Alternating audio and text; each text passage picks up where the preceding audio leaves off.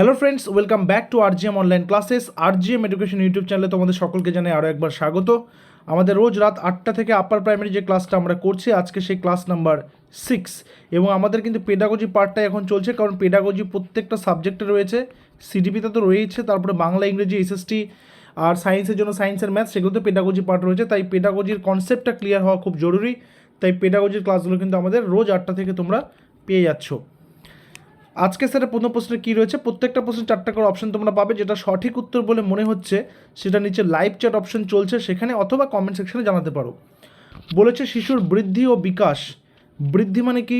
বৃদ্ধি মানে হচ্ছে গ্রোথ, মানে যেটাকে আমাদের যে ফিজিক্যালি যেটা আমাদের হাইট, ওয়েট এগুলো যে বাড়ছে, সাইজ বৃদ্ধি হচ্ছে, যেটা মেজার করা যায় সেটা হচ্ছে গ্রোথ।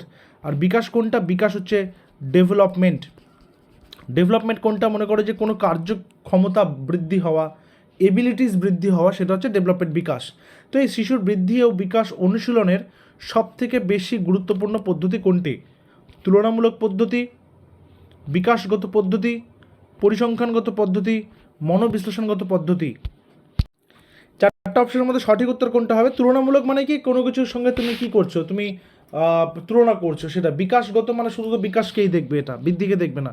পরিসংখ্যানগত সেটা কি? পরিসংখ্যান মানে কি? যেটাতে মেজারমেন্ট করা যাবে, সেটা শুধু বৃদ্ধিকেই দেখবে। তাহলে সঠিক উত্তর হচ্ছে মনোবিশ্লেষণ, যেখানে কি থাকবে সাইকো অ্যানালিটিক্যাল যে সিস্টেম রয়েছে, মনোবিশ্লেষণাত্মক পদ্ধতি, সেটা হচ্ছে এখানে সঠিক উত্তর। পরের নম্বরে আসি। পরের নাম্বার কী রয়েছে? Question number 2। কোয়েশ্চেন নাম্বার 2তে রয়েছে যদি একটি ব্যক্তি, দেখো এখানে আজকে একটা কনসেপ্টও ক্লিয়ার করবো আমরা এই কোশ্চেনটার মাধ্যমে, ঠিক আছে? আইকিউ নিয়ে আমি পুরনো যারা রয়েছে আমাদের ব্যাচের তাদের কিন্তু এই পার্টটা হয়ে গেছে, নতুন ব্যাচে কিন্তু এই আইকিউ ক্লাসটা এখনও হয়নি, এটা খুব শীঘ্রই হবে। এই আইকিউ বা যেটাকে আমরা বলি ইন্টেলিজেন্ট কোশেন্ট, ঠিক আছে, এটার একটা না নিয়ম রয়েছে। কী নিয়ম? একটা হচ্ছে মেন্টাল এজ, এই যে মানসিক বয়স। একটা হচ্ছে সিএ বা ক্রোনোলজিক্যাল এজ, মানে যেটা হচ্ছে তার জন্মগত বয়স বা বলা যেতে পারে তার শারীরিক বয়স, ঠিক আছে, তার সঙ্গে 100কে মাল্টিপ্লাই করতে হয়। এটা হচ্ছে রুল, কারো আইকিউ নির্ধারণ করার এটা হচ্ছে রুল। মানসিক বয়সের সাথে ক্রোনোলজিক্যাল এজের সাথে 100কে গুণ করতে হবে। কি বলেছে? যদি কোনো একটি ব্যক্তির মানসিক বয়স থেকে 5, মানসিক বয়স কত? 5, এবং জন্মগত বয়স থেকে 4, জন্মগত বয়স মানে হচ্ছে ক্রোনোলজিক্যাল এজ, তাহলে সেটা হচ্ছে 4, তাহলে তার শিশুর বুদ্ধাঙ্ক কত? বুদ্ধাঙ্ক মানে হচ্ছে আইকিউ, ইন্টেলিজেন্ট কোশেন্ট, তাহলে এটাকে 100 দিয়ে করতে হবে। তাহলে 4 দিয়ে 100কে কাটবো, কত হচ্ছে? 4 25-এ 100, 25 ইন্টু 5 কত হচ্ছে? 125। তাহলে সেই বাচ্চাটার আইকিউ লেভেল কত? 125, যেটা কিন্তু খুবই ভালো। বুঝে গেল? অর্থাৎ তোমরা এটা নিজেরা লিখে রাখবে এই পার্টটা, বা একটা স্ক্রিনশট নিয়ে রাখবে। আইকিউ নির্ধারণ করার নিয়মটা কোনটা? নিয়মটা হচ্ছে এই অংশটা, যেটা আমি আলাদা করে আবার বক্স করে দিচ্ছি। MA/CA ইন্টু 100, যেখানে MA হচ্ছে মেন্টাল এজ, CA হচ্ছে ক্রোনোলজিক্যাল এজ, এবং সেটার সঙ্গে 100 মাল্টিপ্লাই করেই কিন্তু আমাদের আইকিউটা নির্ধারণ করতে হয়। আইকিউ নিয়ে আজকে আর বেশি লেকচার দিচ্ছি না এখানে, কারণ আইকিউ এর একটা আলাদা ক্লাস রয়েছে, সেখানে সমস্ত ডিটেলস তোমরা কিন্তু পাবে। ওকে, এই প্রশ্নটা কিন্তু আসে, এই ধরনের প্রশ্ন তোমরা সিটেটেও আসে, আপার প্রাইমারি টেটে কিন্তু আসতে থাকে। নেক্সটে আসে। আচ্ছা, নেক্সট কোশ্চেনে যাওয়ার আগে তোমাদের বলে রাখি, আমাদের কিন্তু আপার প্রাইমারি টেটের ব্যাচ কোর্স শুরু হয়েছে, জাস্ট নতুন ব্যাচ শুরু হয়েছে। সেখানে ক্লাস কিন্তু জোর কদমে চলছে। যেটা তোমাদের পরীক্ষা মার্চ 2026-এ হওয়ার কথা রয়েছে, সেটাকে টার্গেট করে কিন্তু আমাদের ক্লাসেস চলছে। তার জন্য তোমরা অবশ্যই অ্যাডমিশন নিতে পারো। তার জন্য আমাদের অফিসিয়াল হোয়াটসঅ্যাপ নম্বর 9564345236, এই নম্বরে তোমরা হোয়াটসঅ্যাপ করবে আপার প্রাইমারি টেট লিখে, যেখানে প্রত্যেকটা সাবজেক্টের ডিটেইলসে ক্লাস হচ্ছে। ডিটেইলসে মানে শুধু MCQ কিন্তু করে ছেড়ে দেওয়া হচ্ছে না, সেখানে ডিটেইলসে ক্লাস চলছে, বিস্তারিত আলোচনা ক্লাস চলছে। যারা যারা এখনও পর্যন্ত অ্যাডমিশন নাওনি তারা অবশ্যই হোয়াটসঅ্যাপ করে যোগাযোগ করে তোমরা কিন্তু জয়েন হতে পারো, এবং বাকি ফিজ ডিটেলস কী কী রয়েছে সমস্ত কিছু এই ভিডিও ডেসক্রিপশনে দেওয়া রয়েছে। নেক্সট কোশ্চেনে আসবো। নেক্সট কোশ্চেন হচ্ছে বিশেষ শিক্ষা সম্পর্কযুক্ত। বিশেষ শিক্ষা সম্পর্কযুক্ত বুদ্ধিমান শিশুদের সঙ্গে শিক্ষার সঙ্গে অসমর্থদের জন্য শিক্ষাগত কর্মসূচি, শিক্ষক শিক্ষিকাদের জন্য প্রশিক্ষণ, বিকলাঙ্গদের জন্য শিক্ষার কর্মসূচি। মানে এখানে বলতে চাইছে বিশেষ শিক্ষা সম্পর্কযুক্ত কিসের সাথে? দেখো, যারা অসমর্থ মানে যাদের এবিলিটি নেই, যারা আনএবল, অসমর্থ মানে কি? যারা আনএবল শিক্ষা গ্রহণে, শিক্ষা লাভে, তাদের জন্য শিক্ষাগত কর্মসূচি তৈরি করা। সো অপশন নাম্বার বি, অসমর্থদের জন্য শিক্ষাগত কর্মসূচি, অপশন নাম্বার বি হচ্ছে এখানে সঠিক উত্তর। নেক্সটে আসি। নেক্সটে নাম্বার 4, শিক্ষায় ফ্রয়েবেল। এখানে অ্যাকচুয়ালি ফ্রয়েবেল নয়, ফ্রয়েবেলের সবথেকে উল্লেখযোগ্য অবদান কোনটি? যারা রেগুলার ক্লাসেস করছে, আজকে 6 নম্বর ক্লাস হচ্ছে, তারা এই কোশ্চেনও দেখে অ্যান্সার করে দেবে। এর আগের দিনও কিন্তু এটা নিয়ে একটা কোশ্চেন ছিল। এই কোশ্চেনগুলো ঘুরে ঘুরে ঘুরে ঘুরে আসে, ঠিক আছে? মন্তেশ্বরী বিদ্যালয় স্থাপন, কিন্ডার গার্ডেন বিদ্যালয় স্থাপন, পেশাগত বিদ্যালয় স্থাপন, ব্লাইন্ড স্কুল স্থাপন। দেখো মন্তেশ্বরীটা কে করেছে? মন্তেশ্বরী করেছে ডক্টর মারিয়া মন্তেশ্বরী। আমি মন্তেশ্বরীটা লিখছি না, তার নাম অনুসারে হয়েছে। কোথাও দেখবে ম্যাডাম মন্তেশ্বরী রয়েছে। ব্লাইন্ড স্কুল যদি বলি, কলকাতাতে ব্লাইন্ড স্কুল তৈরি করেছেন সুবোধ রায় বা ডক্টর সুবোধ রায়। সুবোধ রায় কোথাও কোথাও দেখবে ডক্টর সুবোধচন্দ্র রায় রয়েছে, ঠিক আছে? আমি সুবোধ রায় লিখছি। পেশাগত স্কুল তো বিভিন্ন রকমভাবে এটার ইভ্যালুয়েশন হয়েছে। তো এটা সঠিক উত্তর হচ্ছে কিন্ডার গার্ডেন স্কুল, মানে যেটা প্রি প্রাইমারি, এক কথায় আমরা বলি না প্রি প্রাইমারি স্কুলগুলো, প্রাইমারি স্কুল শুরু হওয়ার আগে যে প্রি প্রাইমারি স্কুল, সেটা হচ্ছে কিন্ডার গার্ডেন, প্লে স্কুল, ক্রেশ ও প্লে স্কুল ইত্যাদি কিন্তু রয়েছে। নেক্সট আসবে নাম্বার 5। নাম্বার 5-এ কী রয়েছে বলেছে, নিচের কোনটি স্কলাস্টিক? এটা একটু আমি বিস্তারিত বলবো, কারণ এখানে নতুন একটা তথ্য বা নতুন একটা টার্ম তোমাদের জন্য রেখেছি এটা কোশ্চেনটা। নিচের কোনটি স্কলাস্টিক ডোমেনের ফরম্যাটিভ ইভ্যালুয়েশনের হাতিয়ার হিসেবে বিবেচিত হয় না বলেছে। আচ্ছা, এই scholastic domain for formative evaluation এটা আবার কি? দেখো, স্কলাস্টিক ডোমেনের গঠনমূলক মূল্যায়ন বা ফরম্যাটিভ ইভ্যালুয়েশন, তাই না? ফরম্যাটিভ মানে তো গঠনমূলক। ফরম্যাটিভ ইভ্যালুয়েশন বা গঠনমূলক মূল্যায়ন হচ্ছে শিক্ষণ মানে যেটা রয়েছে, মানে টিচিং লার্নিং, যে আমাদের যে টিচিং লার্নিং, তোমরা যারা ডিএলএড করেছো বা যারা বিএড করেছো তোমরা প্রত্যেকে জানো যে টিচিং লার্নিং কি শিক্ষণ। এই শিক্ষণ প্রক্রিয়ার একটি অবিচ্ছেদ্য অঙ্গ কি? Scholastic domain for formative evaluation. এর মাধ্যমে শিক্ষকগণ কি করেন? তাদের শিক্ষার্থীদের উন্নতি পরিমাপ করা যায় কি না সেই বিষয়ে তারা বেশি করে ফোকাস করেন। এখানে উন্নতি বলতে কত মার্কস পেলো আগের বার, এবার কত মার্কস পেলো তা কিন্তু নয়, তার আলটিমেট উন্নতি হয়েছে কিনা, সে কত সময়ের মধ্যে কতগুলো অঙ্ক সলভ করতে পারছিল এবং এখন কতগুলো পারছে, নিজে থেকে করতে পারছে কিনা, সে ক্লাসে ফিডব্যাক দিতে পারছে কিনা, কোয়েশ্চেন সে আস্ক করতে পারছে কিনা টিচারদেরকে কোনো টপিক নিয়ে, বা টিচার যখন সেই টপিক রিলেটেড কিছু জিজ্ঞাসা করছে সে তখন নিজে গঠনমূলক উত্তর সাজিয়ে বলতে পারছে কিনা, সেই বিষয়গুলো কিন্তু পরিমাপ করা এবং সেই অনুযায়ী প্রতিক্রিয়া জানানো, এটাই হচ্ছে স্কলাস্টিক ডোমেনের ফরম্যাটিভ ইভ্যালুয়েশন। ফরম্যাটিভ ইভ্যালুয়েশনটা মনে রাখবে সবসময় কী হবে, during the course of time, মানে ক্লাস চলাকালীন হবে, আর যেটা সামেটিভ হবে সেটা কিন্তু ক্লাসের শেষে। তাহলে এখানে সঠিক উত্তর কী হবে, যেটা বলেছে বিবেচিত হয় না বলেছে, সেটা হচ্ছে বহু প্রশ্নের মধ্যে নির্বাচন, মানে এমসিকিউ টাইপ কোয়েশ্চেন যেটা, সেটা। নেক্সট আসবো, সামাজিকীকরণ হলো একটি প্রক্রিয়া যা শিশু এবং পরিণত বয়স্করা শেখে। অর্থাৎ এই যে সামাজিকীকরণ বা সোশ্যালাইজেশন আমরা যেটাকে বলে থাকি। আচ্ছা, একটা বাচ্চার সামাজিকীকরণ কী করে হচ্ছে? মনে করো তোমার বাড়িতে যমজ বাচ্চা হয়েছে 1+1, এই বাচ্চাটাকে পশ্চিমবঙ্গে রাখা হলো, তোমার বাড়িতে রাখা হলো, আর এই বাচ্চাটাকে পাঠিয়ে দেওয়া হলো অন্ধ্রপ্রদেশে। তাহলে দুটো বাচ্চার সামাজিকীকরণ কি একরকম হবে? কিন্তু জন্মসূত্র তো ওরা একই সময় জন্মগ্রহণ করেছে, দুজনে কিন্তু একই রকম হবে না। এই যে বাচ্চাটা তোমার বাড়িতে থেকে গেল, তোমার বাড়ির যে কালচার, তোমার বাড়ির লোক যে ভাষায় কথা বলে, তোমার বাড়ির লোকের মধ্যে যে যে আচরণ রয়েছে সেগুলোকে সে অ্যাডাপ্ট করবে। আর এই যে বাচ্চাটা অন্ধ্রপ্রদেশ চলে গেল, সেখানে যেই ফ্যামিলিতে সে বড় হবে সেখানকার তেলেগু ভাষা সে শিখবে, সেখানকার সে সামাজিকীকরণ শিখবে, সেখানকার সে চলাফেরা কীভাবে সেটা সে কিন্তু শিখবে। এই সামাজিকীকরণ কিন্তু তৈরি হয় বা প্রক্রিয়া যেটা শিশু এবং পরিণত বয়স্করা শেখে কার থেকে? বিদ্যালয় থেকে, অবশ্যই বিদ্যালয় থেকে শেখে, পরিবার থেকে, অবশ্যই পরিবার থেকে শেখে, সঙ্গীদের থেকে, এখানে সঙ্গী বলতে পিয়ার গ্রুপ, ঠিক আছে? তাহলে এখানে সব কয়টি আমাদের উত্তর অপশন নাম্বার ডি। নেক্সট আসবো নাম্বার 7। নাম্বার 7-এ বলেছে শিশুদের বুদ্ধির ক্ষেত্রে ইন্টেলিজেন্স যেটা, নিম্নলিখিত কোন বক্তব্যটি বা বক্তব্যগুলি সত্য? বুদ্ধি হলো শিখনের ক্ষমতা, বুদ্ধি হলো বিমূর্ত চিন্তনের ক্ষমতা, বুদ্ধি হলো অভিযোজনের ক্ষমতা, সব কয়টি? দেখো, বুদ্ধি না থাকলে কেউ শিখতে পারবে না, কারণ শেখার জন্য তার একটা ইন্টেলিজেন্স দরকার। তাহলে এটা ঠিক।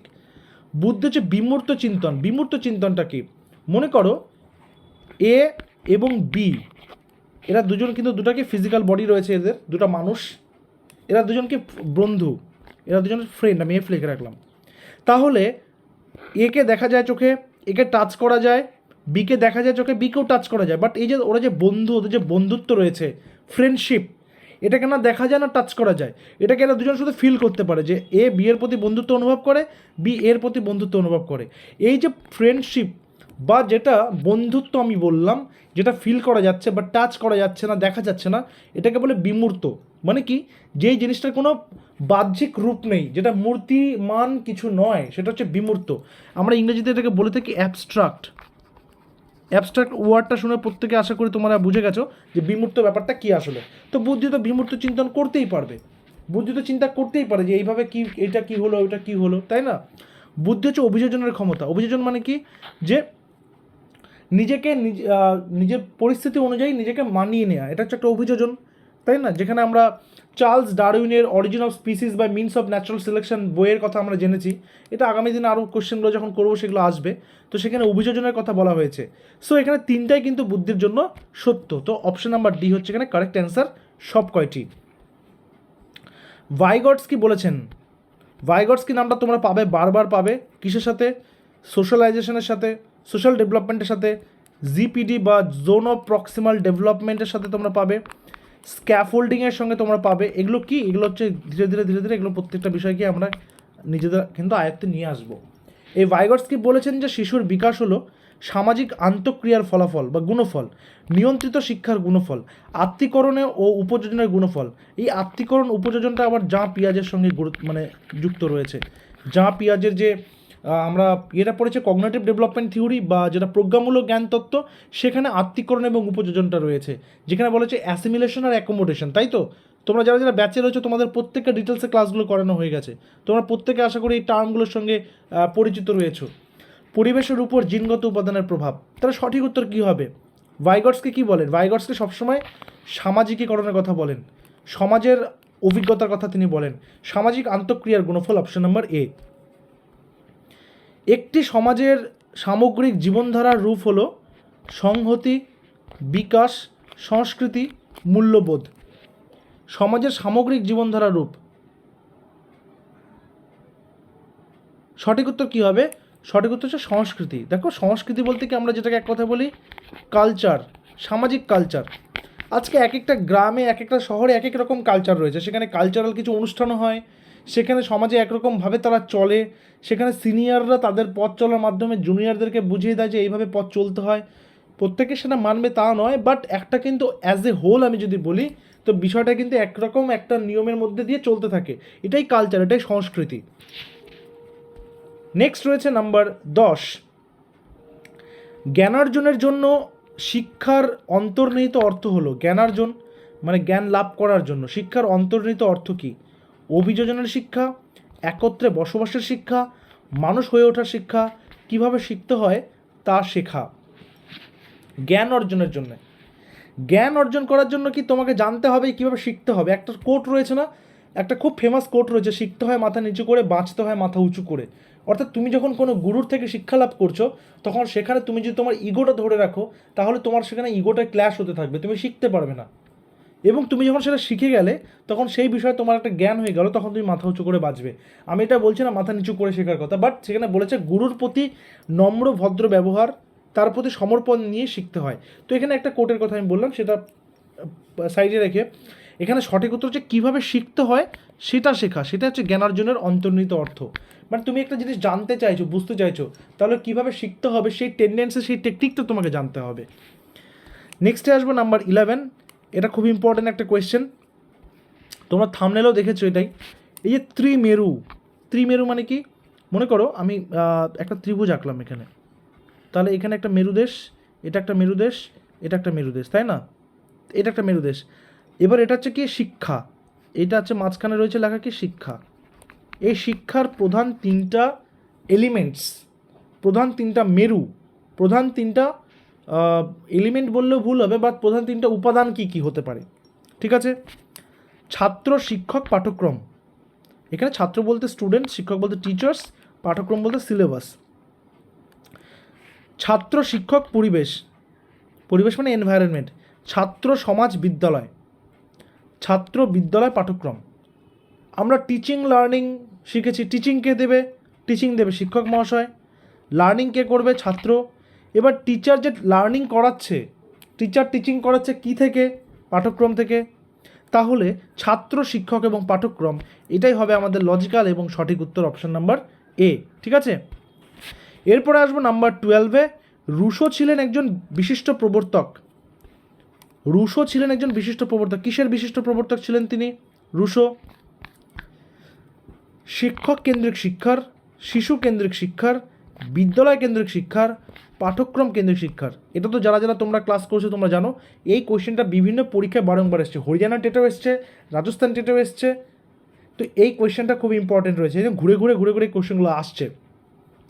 শিশু কেন্দ্রিক শিক্ষার একজন বিশিষ্ট প্রবর্তক বা তাকে বলা হয় শিশু কেন্দ্রিক শিক্ষার জনক।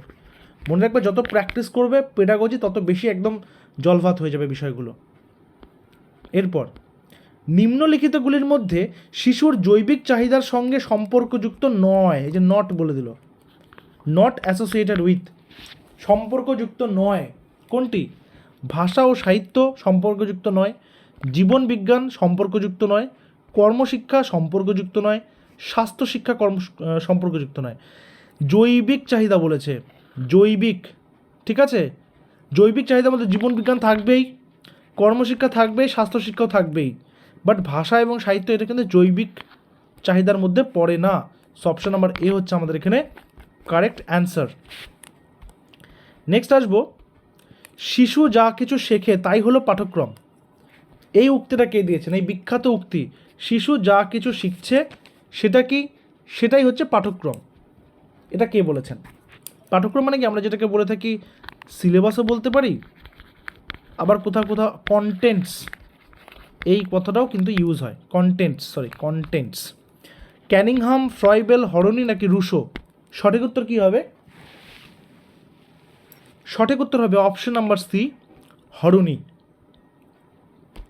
নেক্সট নাম্বার 15, সর্বশিক্ষা অভিযান প্রকল্পটি শুরু হয়, SSA, সর্বশিক্ষা অভিযান, এই SSA বা সর্বশিক্ষা অভিযান এই প্রকল্পটি শুরু হয়েছিল কত খ্রিস্টাব্দে সেটা বলতে হবে।